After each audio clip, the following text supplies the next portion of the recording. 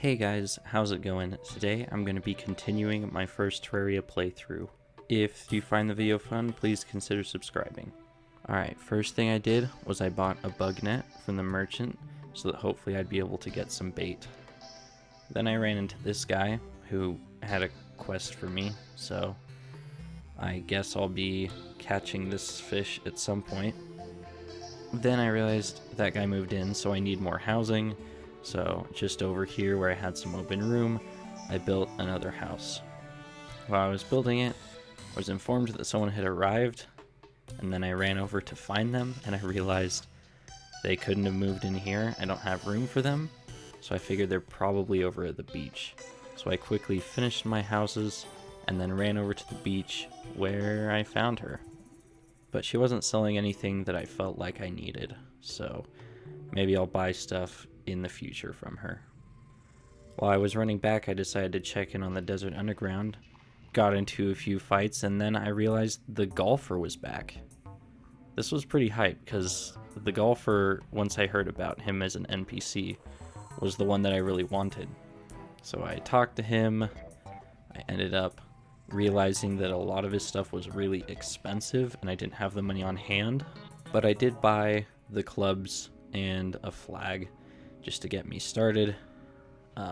But I realized I'd have to go and get money and then come back. So while trying to leave, the golfer got himself into trouble and I had to save him.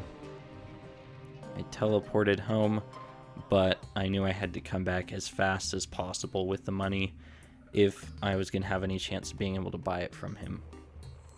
So I quickly grabbed the money and realized he had moved in. So that's pretty sick. And then I just bought a ball and I was ready to start playing.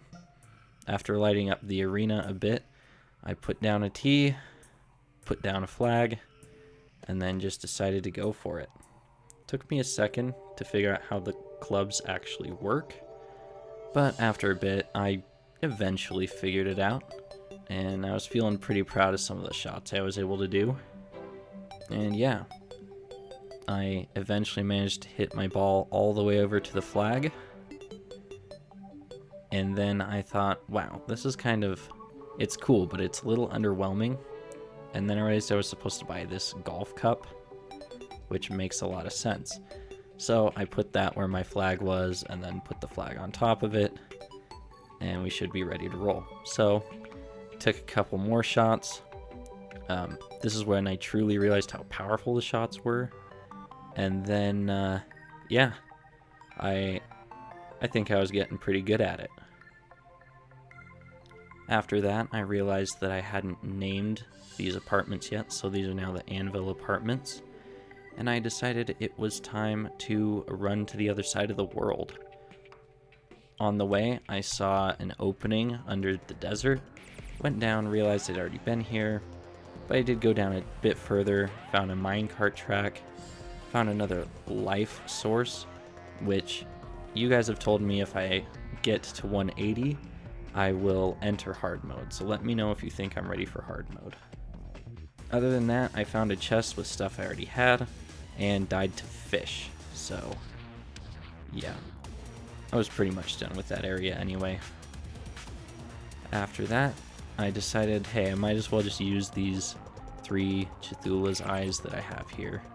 So, I'll just kind of skip through it, but essentially, I fought against it one time, killed it pretty easily, got healed up from the hearts at the end, so I was able to take it on again immediately.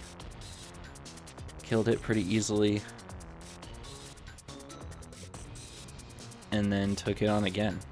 So, yeah, that was pretty cool. Last time I got to fight it once, but this time I was feeling pretty confident I could do it many times. After that, I bought enough bullets to recoup my losses and crafted a ton of demonite bars.